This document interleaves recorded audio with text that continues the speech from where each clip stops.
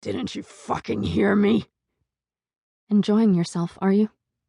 Is bullying me really so much fun?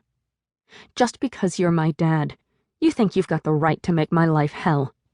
You've been kicked out of your gang and hightailed it back here with a load of drugs you probably stole. You may think it's fun to see which will hold out longer, your decaying body or the supply of drugs you're stuffing it with. But it's got nothing to do with me. Nothing. Get over here, he growled. He grabbed me by the hair, same as always, and dragged me into the room.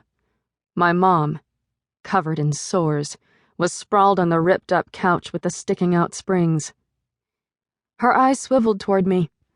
She recognized me but didn't lift a finger. I didn't want or expect her help. Still, it'd be nice if she could at least manage to look a teeny bit upset. Her scrawny arms were black and pitted with track marks. Come on, Mom, I'm being abused here. Can't you manage a teeny-weeny frown? This one's for you. His thick palm smacked the bridge of my nose. It knocked me off my feet and onto the floor. Yeehaw! He straddled me, panting and laughing like a maniac. That again? I wondered where he got the strength. A washed-up two-bit gangster, he never even tried to support his family.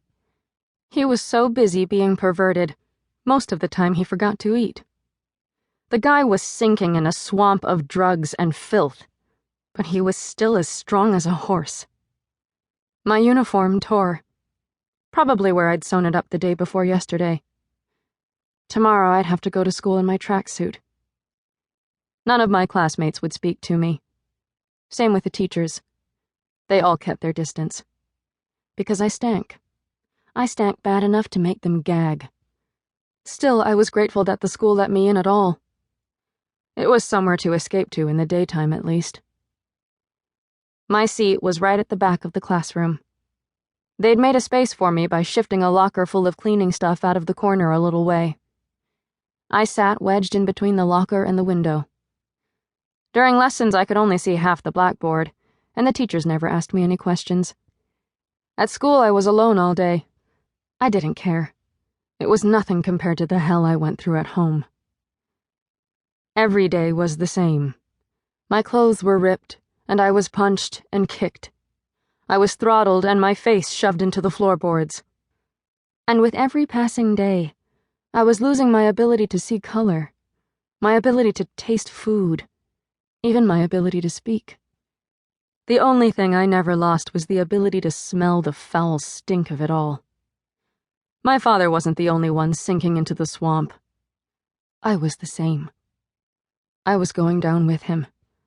I knew he could kill me at any time. I don't know why, but it never occurred to me to take my own life.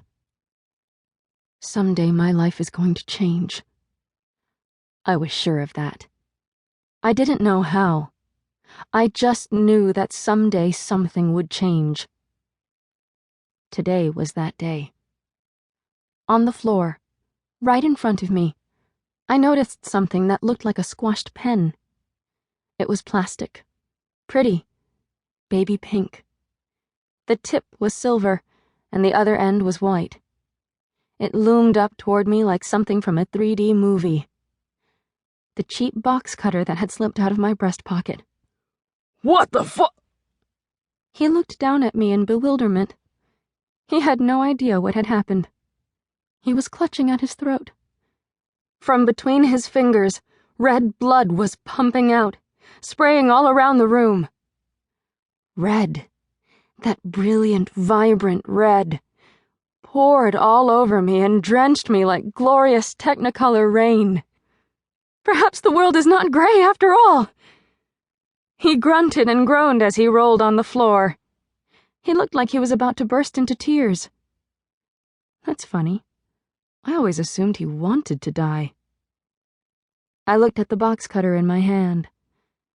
That was a whole lot easier than I thought it would be. Help me! Fixing me with a look of terror, he dragged himself to the far side of the room. Duh, you think the wall's gonna save your life? He finally made his way